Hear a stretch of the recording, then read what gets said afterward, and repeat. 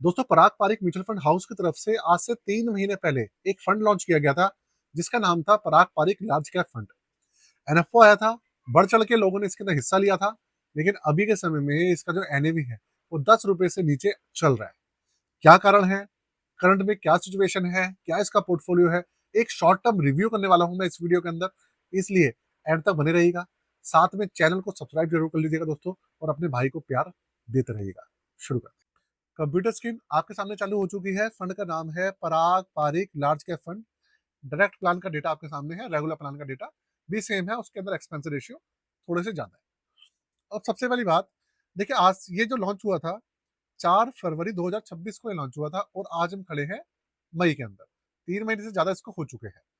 अभी की कंडीशन में अगर बात करूं, 3 महीने में इसने जो रिटर्न दिए हैं माइनस में, वो है माइनस में 6.71%। उसके अलावा एक महीने में 0.08% नेगेटिव है, और 15 दिन में 0.09% नेगेटिव है, और एक हफ्ते में ये 1% के आसपास नेगेटिव चल रहा है। अच्छा, जो निवेशक है ना, उनके दिमाग में सबसे बड़ी जो टेंशन होती है वो ये होती है कि पैसा हो गया नेगेटिव। अब पैसा जब नेगेटिव हो गया है तो इस कंडीशन में निवेशक करे क्या? सबसे बड़ा सवाल यही बन जाता है, फंड के अंदर रहे नहीं रहे। ये क्वेश्चन सबसे ज्यादा उसके दिमाग में निकल कर आता है। तो ये वीडियो देखने के बाद आपको सारे जो क्वेश्चन है उनका आपको समाधान मिल जाएगा। तो रिटर्न्स के बारे में तो मैंने आपको बता ही दिया कि रिटर्न्स कैसे हैं। बात करें उसके चार्जेस की, वो आपको बता देता हूँ। 4 फरवरी 2024 को ये लॉन्च हुआ था। निफ्टी 100 टीआरआई ओपन एंडेड ये स्कीम रहने वाली है। किसी भी तरीके का इसके अंदर लॉक इन पीरियड नहीं है। एक्सपेंस रेशियो काफी कम है, 0.40%। जब से लॉन्च हुआ है तब से तकरीबन 5.5% है, नेगेटिव में चल रहा है। 702 करोड़ का इसके अंदर एयूएम भी आ चुका है, सिर्फ इसलिए क्योंकि ये पराग पारिक म्यूचुअल फंड हाउस की तरफ से आने वाला फंड है। 1000 रुपए से मिनिमम लमसम, 1000 रुपए से मिनिमम एसआईपी इस फंड के अंदर चालू हो जाती है, और एग्जिट लोड इसके अंदर नहीं है। सबसे बड़ा जो इसका हाईलाइट है वो यही है कि पराग पारिक वालों ने इसके अंदर एग्जिट लोड रखा ही नहीं है, और लॉगिन पीरियड वगैरह इसके अंदर नहीं है। तो देखिए, ये सब चीजें आपने देखी। अब समझते हैं इसका पोर्टफोलियो। पोर्टफोलियो के अंदर अगर मैं बात करूं तो आप देख लीजिए कि किस तरीके के सेक्टर्स हैं, क्या है, उससे थोड़ा आइडिया लग जाएगा।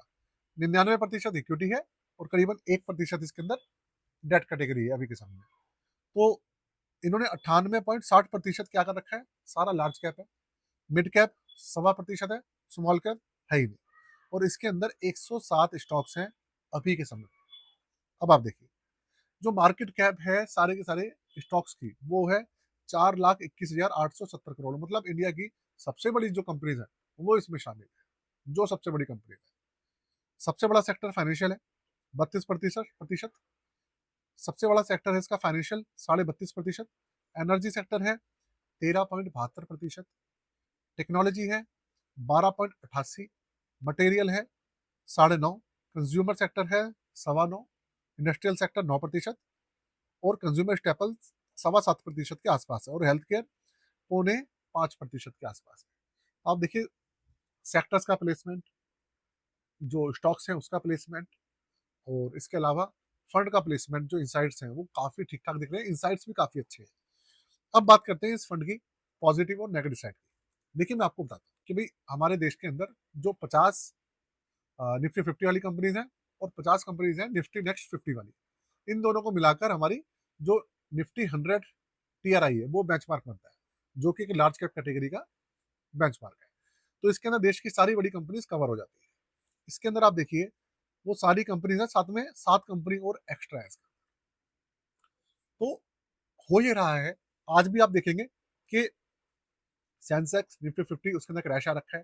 23,000 550 700 के आसपास हमारा निफ्टी 50 चल रहा है, जो 26,000 से ऊपर हुआ करता था। तो ऐसी कंडीशन के अंदर मार्केट की जब कंडीशन इतनी खराब है, तो लार्ज कैप पिट रहा है, लार्ज कैप रिटर्न निकाल के नहीं दे रहा है। स्मॉल कैप और मिड कैप फिर भी थोड़े थोड़े चल रहे हैं, लार्ज कैप के अंदर रिटर्न बिल्कुल भी नहीं है। इसलिए इसके अंदर रिटर्न आपको देखने को नहीं मिल रहे। नहीं तो मैं आपको बता दूं, मैंने लार्ज कैप कैटेगरी के दूसरे जो फंड्स हैं उनको अभी रिव्यू किया है। आज तक का सबसे अच्छा पोर्टफोलियो मुझे इसी का लगा है अभी तक का, जो इतना वेल डाइवर्सिफाइड है और वेल इक्विप्ड है। लेकिन जब मार्केट ही नहीं चढ़ेगी तो फंड क्या करेगा, फंड मैनेजर क्या करेगा? तो आप लोग निराश मत होइए। आपको कोई भी गलत डिसीजन लेने की जरूरत नहीं है। एसआईपी वगैरह जो भी है जैसे चल रही है वैसे रहने दीजिए। और मौका लगे, ठीक है, अभी सारी चीजें सस्ती हो रही है, तो अभी मौका है आप लोगों के पास इन सब चीजों को क्या करने का, एड ऑन करने का। जिससे कि होगा क्या कि लॉन्ग टर्म में आपको अगर जो कंपाउंडिंग है वो अच्छे से बेनिफिट मिलेगा आपको उसका, क्योंकि अभी जो म्यूचुअल फंड्स है उनकी जो एनएवी है उनकी वैल्यू कम हो रखी है, उनकी अमाउंट कम हो रखी है। तो जब ऑब्वियसली बात है, जब चीजें सस्ती होंगी तो ज्यादा मिलती है। तो ये चीज है दोस्तों, आशा करता हूँ आप समझ रहे होंगे मैं क्या कहना चाह रहा हूँ। तो कोई टेंशन लेने की जरूरत नहीं है, कोई गलत डिसीजन लेने की जरूरत नहीं है, फंड के अंदर किसी भी तरीके की कोई भी कमी नहीं है। जैसे ही मार्केट चलेगी, निफ्टी 50 चलेगा, ये फंड आपको दौड़ता हुआ नजर आएगा। और हो सकता है सबको पीछे छोड़कर नंबर 1 पे आ जाए, ऐसा हो सकता है, कोई बड़ी बात नहीं है। तो ये तो हो गया इसका पोर्टफोलियो के बारे में, इस फंड को लेकर इन्फॉर्मेशन।